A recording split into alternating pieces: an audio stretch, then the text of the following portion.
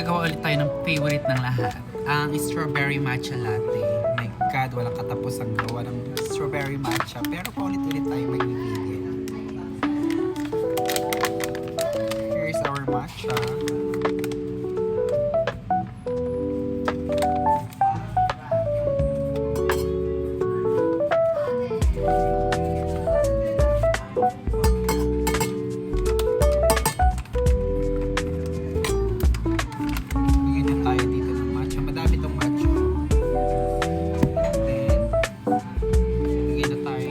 Strawberry jam.